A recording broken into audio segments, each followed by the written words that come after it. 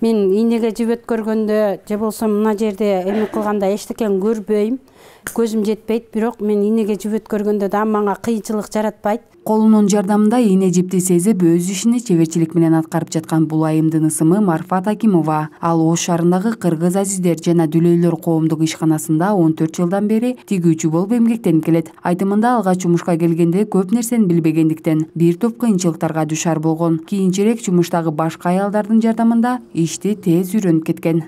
Кыйынчылыктар болгон, ыйлагамын, урушту да уккамын, сөгүштү да уккамын. Ошол Аллахтын жардамы менен ушу жерге келгенден кийин мына жерде Орозгүлже деген бар, Мукоя Орозгүлже. Ошол Орозгүлже мага матрас тегишти үйрөттү. Ошол үйрөткөн боюнча мен матрас тегип үйрөнүп иштеп атам. Каарманыбыздын көпчүлүк убактысы мына ушул жерде өтөт. Бул тигүү бөлмөсүндө Марфат айым менен курдаш 10дон ашуун ден соолугуна мүмкүнчүлүгү чектелген аялдар эмгектенишет. Алар күнү бою мамлекеттик ишканалар буйртма кылган жууркан төшөктөрдү тигип, ага кошо өнөрүн башкаларга да үйрөтүп келишет. Бул жерде жалаң баягы дудуктар болгон үчүн булардын немеси мамилеси аябай жакшы. Жардамды аяшпайт. Ал колдорунан келишинче жардам беришет. Анан кийин 2-3 адамга гана үйрөттүм матрас тиккенди. Анан үйүндө, үй шартында үйрөтүп кой дегендерге көбүрөөк үйрөтөм.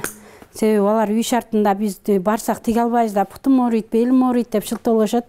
Ошолор үй шартында ошолорго үйрөтүп бердим.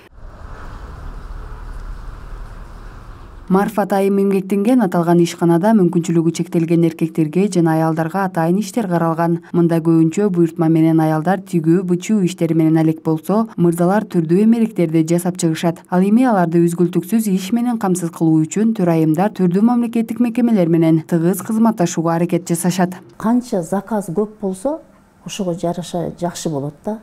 Иш көп болсо ошого жакшы. Мындай иштеген ишчилердин да айлыктары көп болот, премиялар болот. Ошого көбүрөөк ушундай мамлекеттик ишканалардан заказ күтөбүз да.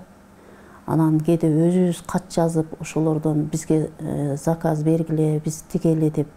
Анткени мына инвалиддер отуруп калбасын, акчалары жок, кыйналып калбасын деген мааниде ошондой каттарды жазып кайрылабыз. Больницалар заказ берет. Ошо садиктер, детсаддар, военный частар. Тынымсыз эмгек аркылуу социалдык жашоосун жакшыртууну максат кылган Марфат айым алдыда калктын аярлуу катмары болгон инсандар үчүн түрдүү багыттагы жаңы иш орундары ачылып, мүмкүнчүлүктөрдүн кеңейүүсүн тилек кылат. Акмарал Маликова, Самат Сайдаматулуу, Арутан көрсөтүүсү.